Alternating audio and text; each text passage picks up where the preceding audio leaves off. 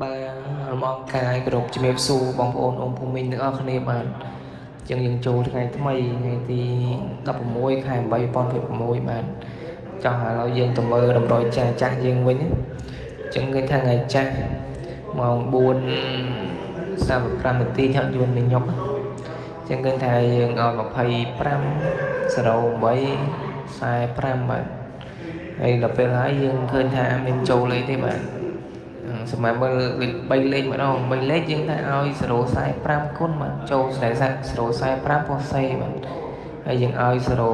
0.98តែវាអត់ចូល0.98ទេវាស៊ីមួយលេខវាចេញ5.89វិញវាស៊ីមួយលេខហើយ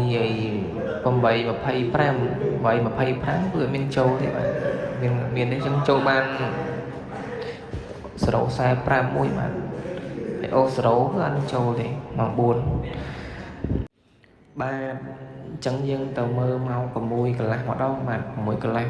ញ្ចឹង6កន្លះអា2លេខគឺខ្ញុំឲ្យ25:08:45បាទអញ្ចឹងគេថាយើងចូលបាន25គុណ52ចូលអស់ A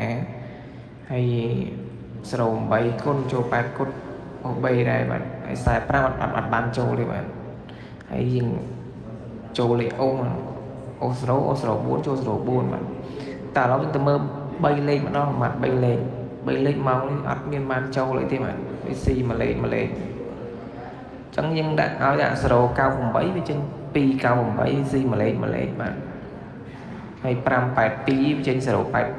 0.82គេថាមានចូលស៊ីមួយលេខទាំងអស់បាទអញ្ចឹងយើងចូលមកដល់តម្រុយថ្ងៃថ្មីថ្ងៃទី16ខែ8 2026បាទអញ្ចឹងអា2លេខខ្ញុំឲ្យ27 77 76បាទអា3លេខខ្ញុំឲ្យ127 531 116បាទហើយយើងអូសគឺយើងអូសចិត្តបាទអូសចិត្តអញ្ចឹងតម្រុយថ្ងៃថ្មីថ្ងៃទី16មានតែប៉ុណ្្នឹងទេបាទ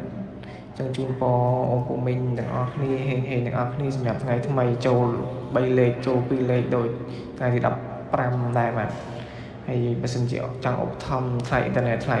មានអីគឺ QR code នៅខាងក្រោយវីដេអូបាទ